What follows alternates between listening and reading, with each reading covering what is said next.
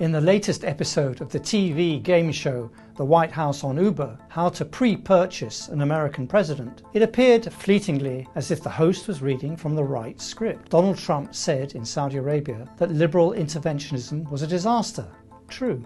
He said you can't make or break nations. Post-Soviet Russia, Afghanistan, Iraq, Libya and Yemen are each testimony to that. He stopped bombing Yemen and reversed decades of sanctions on Syria, blocking in the process two of Israel's main routes to regional dominance, a divided Syria and a weakened Iran. I say fleetingly because what a US president promises and what he delivers are actually two different things. Iran knows all about that when it thought sanctions were going to be lifted in exchange for curtailing its nuclear enrichment program, not least of those to be blindsided by Trump's announcement halting Syria sanctions were his own officials in the US Treasury.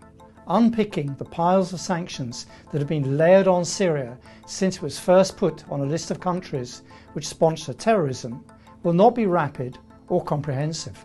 However, this particular episode of the show cost its sponsors, Saudi Arabia, the UAE and Qatar, more than $3 trillion and counting, which is high even by the lavish standards of the Gulf. There was $6 billion from Saudi Arabia, $1.2 trillion worth of deals with Qatar, a personal 747 for use as president, a tower for Trump's son Eric, and an AI centre in Dubai, and much more to come, including cryptocurrency deals with the Trump family firm World Liberty Financial. The richest Arabs were competing with each other to lay tribute at the feet of Washington's latest emperor. While this orgiastic display of wealth was taking place in Riyadh and Doha, Israel was marking the anniversary of the 1948 Nakba by killing as many Palestinians as it could in Gaza and the West Bank.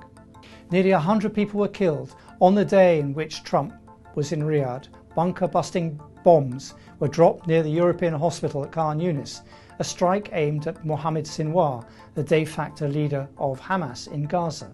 Like the assassination of the late Hamas leader Ismail Haniyeh in Tehran, Israel was targeting a key negotiator at a time when it was purporting to negotiate. If indeed Sinwar is dead, it will take time to re-establish secure communication within Hamas, with one of several men who could now step into his shoes. His attempted or actual killing is proof, if any more is needed, that Israeli Prime Minister Benjamin Netanyahu had no intention of bringing the remaining hostages home alive. A hostage deal needs Hamas's forces to retain command and control. A guerrilla fight needs none.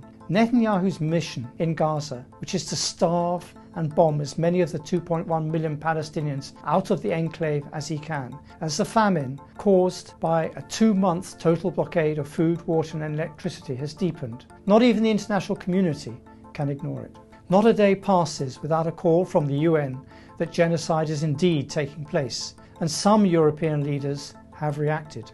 French President Emmanuel Macron called the Israeli policy in Gaza shameful.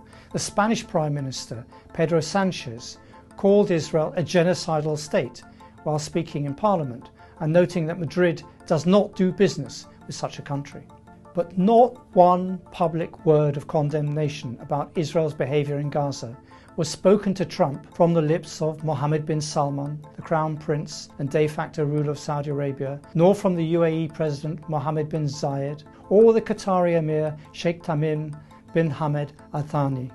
The charade in the Gulf was a massive betrayal for Palestinians, but as Palestinians know only too well, Arab rulers have a track record of abandoning them. Hamas and Hezbollah have both been severely weakened, although I question whether the blows they have received are terminal. But Hamas is still fighting on the ground as the underreported Israeli military death toll in Gaza continues to show, and no single guard has given up their hostage to save their own lives. The spirit of resistance in Gaza has not been defeated. In fact, the parallels with another historic defeat of colonial forces, the French and the Americans, have only grown stronger.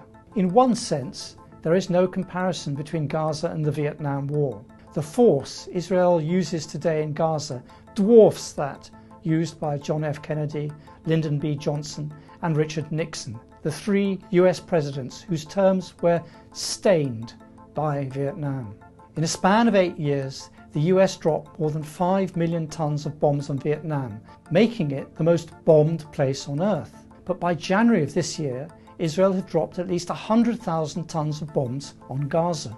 Put another way, the US dropped around 15 tons of explosive per square kilometre of Vietnam, while Israel has dropped 275 tons per square kilometre of Gaza, a figure that is higher by a factor of 18. That being said, the current generation of war watchers can only experience a crushing sense of déjà vu when they watch the painstakingly complete account of the conflict in a new mini-series, Turning Point, the Vietnam War. The since acknowledged futility of the US military campaign against the Viet Cong is mirrored and amplified by Israel's military attempts to wipe Hamas off the face of the map.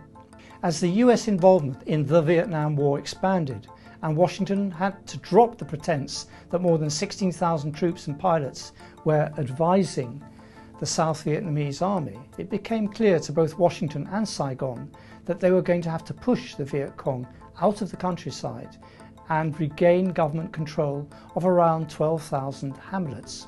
Probably nothing turned the Vietnamese villagers in South Vietnam against the US and their own government in Saigon faster than something called the Strategic Hamlet Program. These were the fortified settlements where villagers who had been turned out of their ancestral lands by the US troops could be forced to resettle. In the jargon of the newsreel at the time, the villagers could start a new life purged of the communists. Closely allied to this was another assumption of the US pacification program, the father of today's counterinsurgency.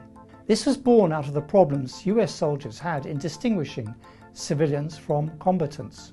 The solution lay in treating any Vietnamese encountered in a declared fire-free zone as the enemy and opening fire without referring up the chain of command. The US troops were told that as all Vietnamese were free to leave, it followed as night follows day that all the Vietnamese that stayed were part of the infrastructure of the Viet Cong.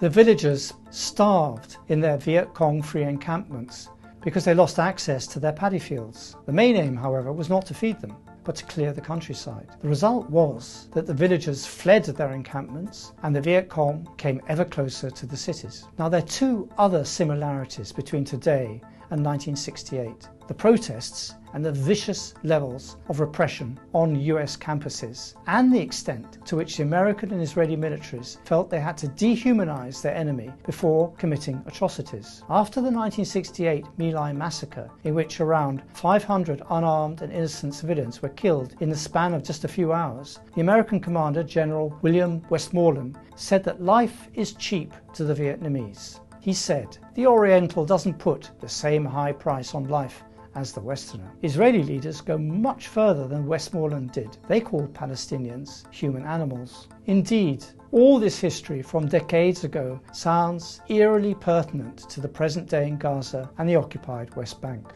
From the general's plan to starve over 1 million Palestinians out of North Gaza to today's current military operation called Gideon's Chariots, the tactic of terrorizing and starving the Palestinians into the boats and the sea is the same. Israel's admission that it will let in a bare minimum of food simply seals the legal case against it in the International Court of Justice. What Vietnam did for LBJ and Nixon, Gaza will do for Netanyahu and his successor as Prime Minister, probably Naftali Bennett. For Netanyahu is much more ill from cancer than he is publicly acknowledged to be, according to sources in Britain who see him regularly. Two factors ended the Vietnam War, and with it more than a century of struggle to rid a country of a colonial master: the determination of the Vietnamese and public opinion in America. The same two factors will lead the Palestinian people to their own state: the determination of Palestinians to stay or die on their land, and public opinion in the West, which is already rapidly turning against Israel. Watch it carefully. It is seeping into even right-wing circles and is firmly established on the left. Labelling legitimate criticism of the genocide that is taking place as anti-Semitic won't work anymore. That bolt has already been fired. It is both in Palestine and in the hearts and minds of the West, from which the Zionist project grew and flourished, and on which it is so dependent that this war is being fought. Israel may win each battle, as the Americans did in Vietnam, but it will lose the war.